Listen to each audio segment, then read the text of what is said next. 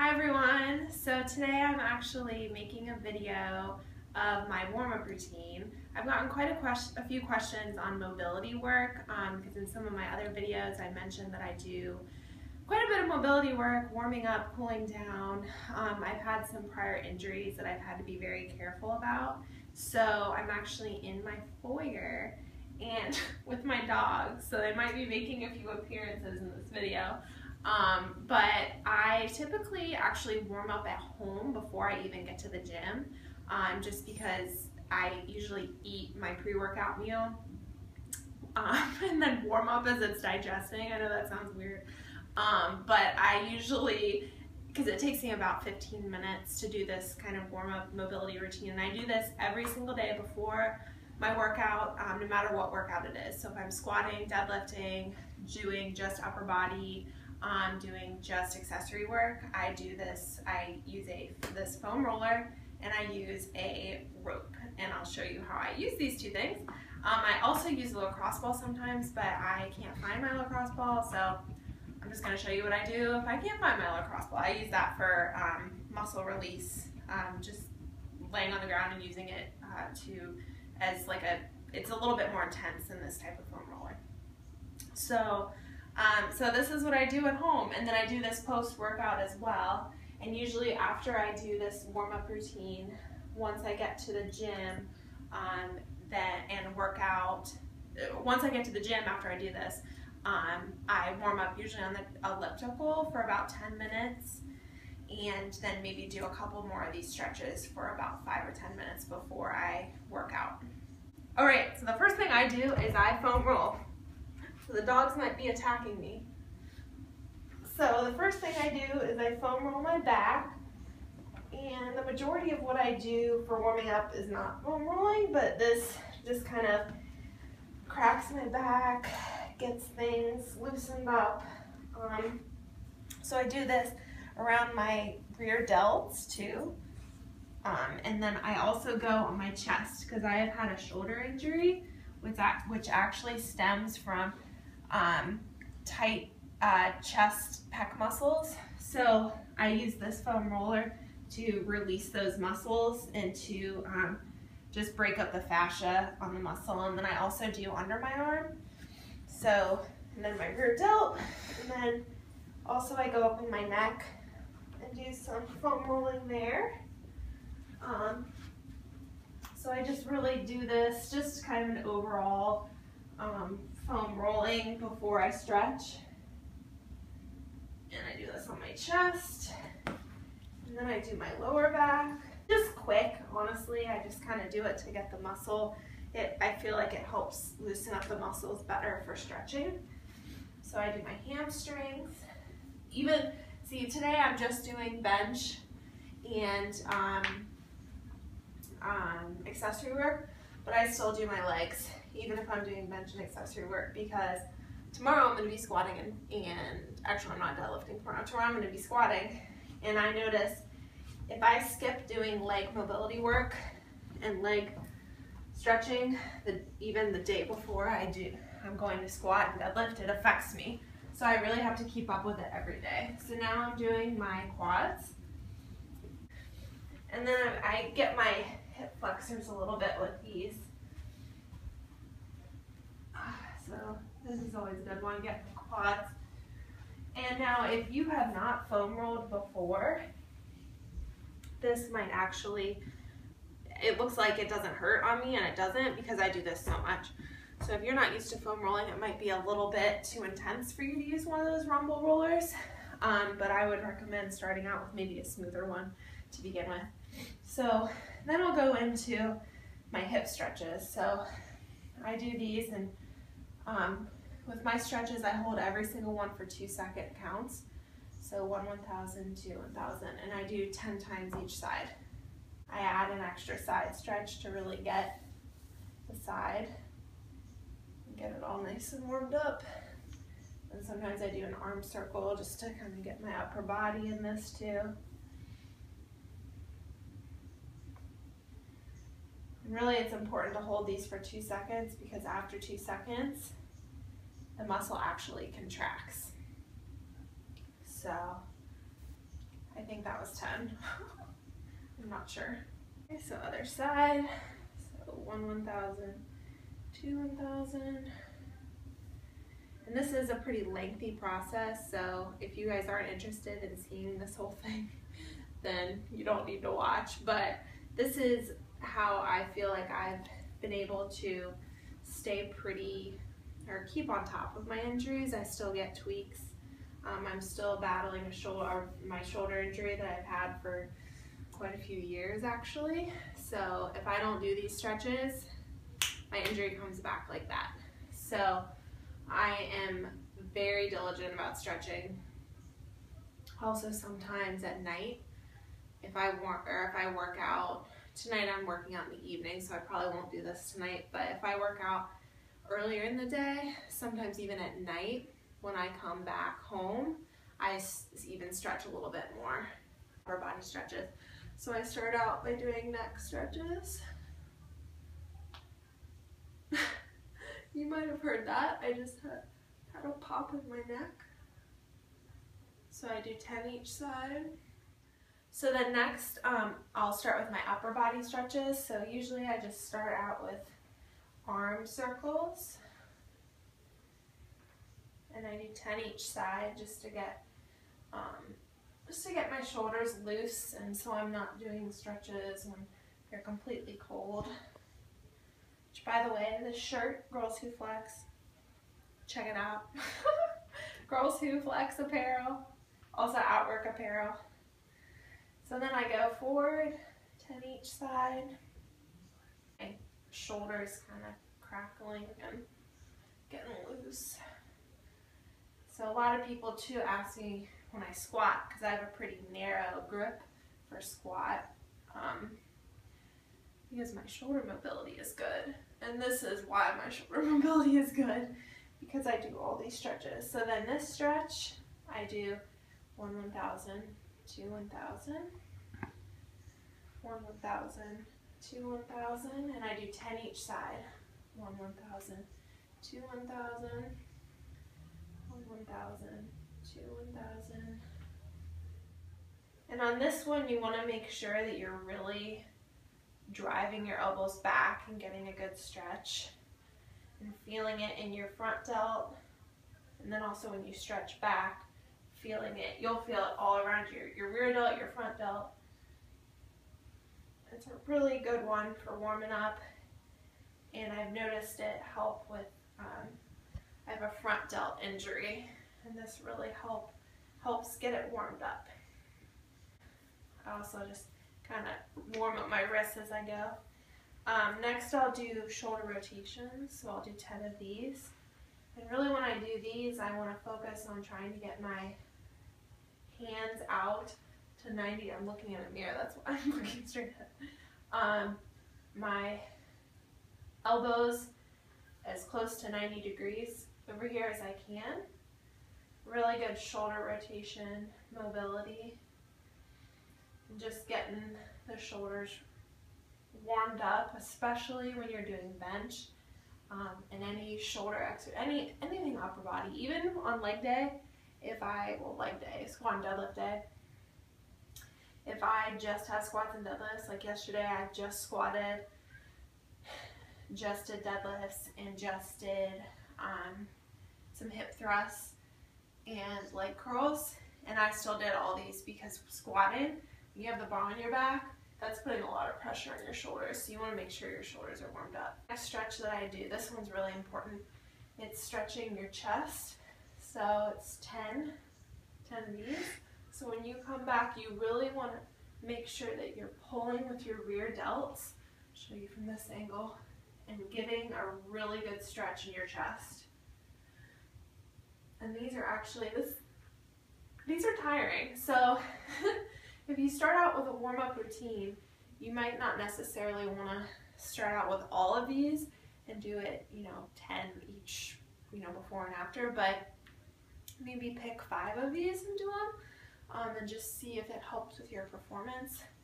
I pretty much, if I don't do these, I don't even bench, I don't do upper body, I have to do these in order to feel good for my workout.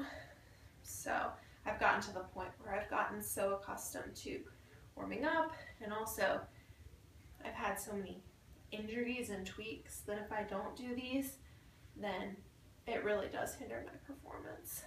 Next I do, well, I'll actually show you guys. So I go a little bit deeper with that stretch. So I come to either, if I'm here at home, I do it like on something like this. And I do usually 5 each side, just because I've already done 10 for my chest before.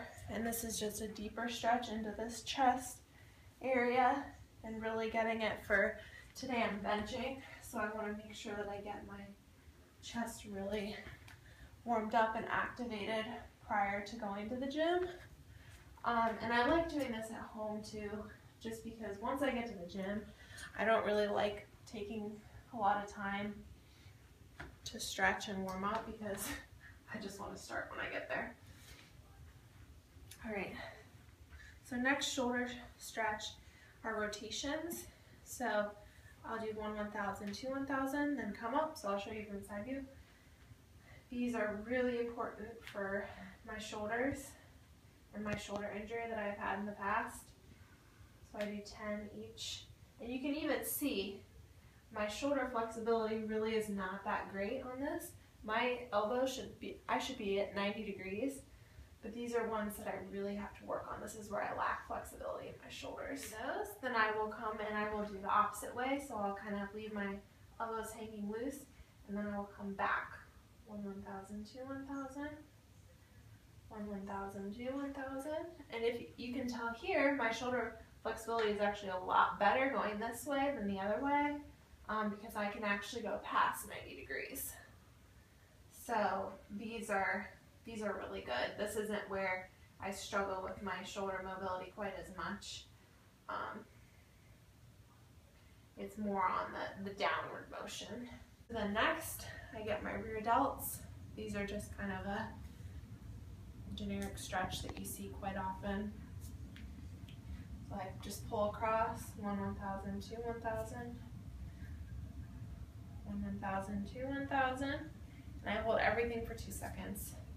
The only static stretch I do is for my quads, which I'll show you that in a little bit, just because it feels good. I just like the way it feels.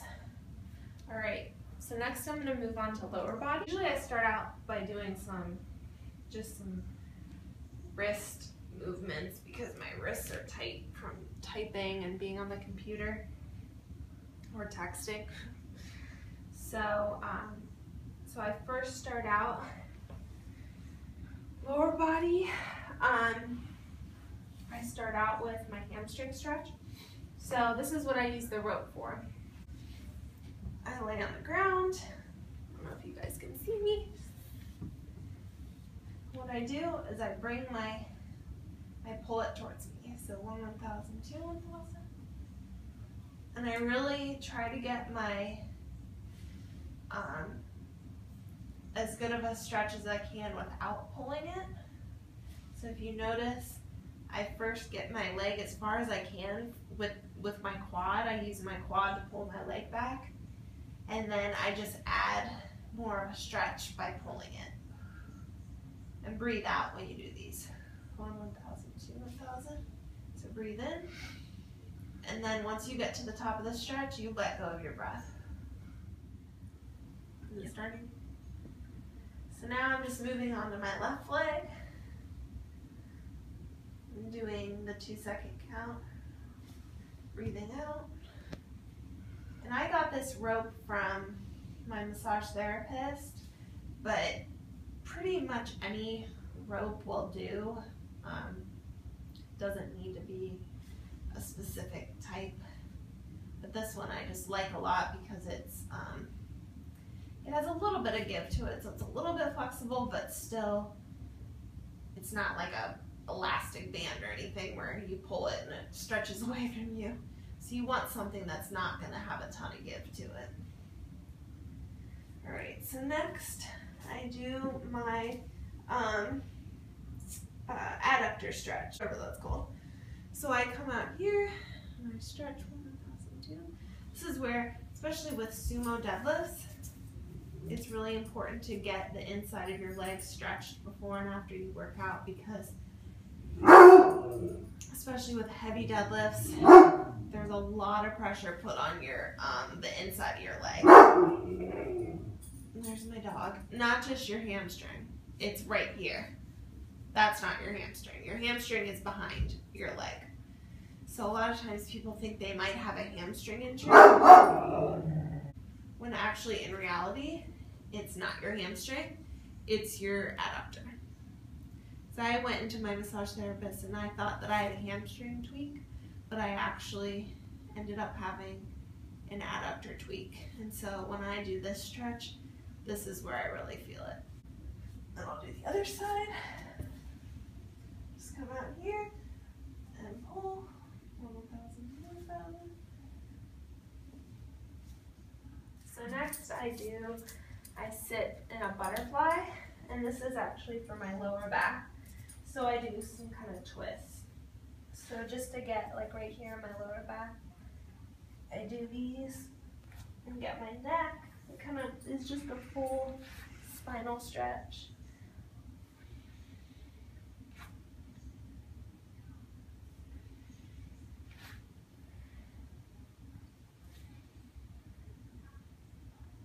This really gets your lower back. And then I straighten my legs and actually kind of rock back and forth side to side. This is both a hamstring stretch and a lower back stretch. So it really gets, I've had some injury trouble with my lower back with deadlifts, and this really does help stretch it out. What I'll point out is that sometimes people with back issues, the problem is not stemming from their back, it's actually stemming from their hips. So I showed this stretch earlier, but this one is very important. If you have tight hips, the pain can be referred to your lower back. So this is one that I really have to emphasize before squatting and deadlifting. So next will be a lower back stretch. So I actually take my legs 1,000, do 1,000. And I'm pretty flexible in these. Most people will just be able to go up to here and you'll feel it in your lower back. But you'll see, this might look a little crazy. I can actually go all the way to here and I don't feel the stretch until I get here. So I do 10 of these. And this is part of the reason I do this at home too, because I don't like doing this in the middle of the gym. Because people look at me kind of funny. So, and then usually after I work out, I try to find like a yoga room or a quiet room to do these in afterwards. Just some advice for the ladies. You don't want to be showing your butt to everyone in the gym. So, and then sometimes I take these even further and I feel that in my neck. Alright. So next stretch I'll do is actually twist. This just gets the spine, the upper body, 2 seconds each side. And look over your shoulder to kind of continue the stretch in your neck as well.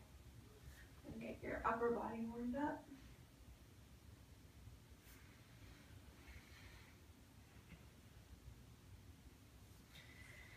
Great. So then the next stretch I do is, you see me, is my calf stretch. So I do 2-second counts each way. I do about, well, since today I'm just doing upper body, I might just do 5. And then come into a plank, kind of get my upper body warmed up. This just feels really good. Get my shoulders a little bit more loose. And then this is actually probably one of the most important stretches that I do with my rope. So, kind of when I'm all done stretching, I just do some shoulder rotations to kind of get my upper body all nice and loose. And then one of the most important stretches that I do are these side bends. So this is really good for your lower back. 1,000, 2, 1,000. And I stay in line with my body. I'm not going forward, I'm not going back. And knees, I noticed once I started doing knees, it really helped with my lower back pain that I was experiencing from deadlifting. So I'll show you from a side angle. Then exhale. Now when I get done with these, I just like these. I do some rotations. And I notice these help get my lower back kind of warmed up and engaged, especially before squats and deadlifts, where you really have to engage your core and engage your lower back with bracing. And then when I'm done with that, I just kind of do some twists, kind of get my neck loosened up.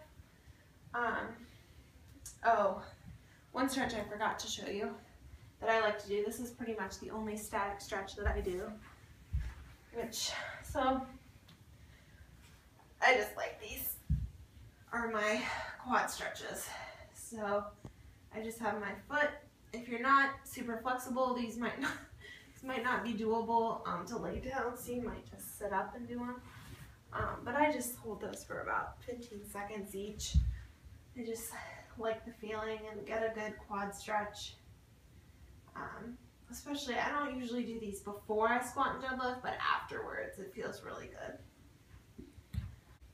All right, so that was my warm-up routine. Kind of long, but that's typically what I do before and after I work out every single day. So when some of you asked about my mobility routine, I said that it was a little bit lengthy, so there it is. So I hope that that helps some of you guys and maybe some ideas for injury prevention.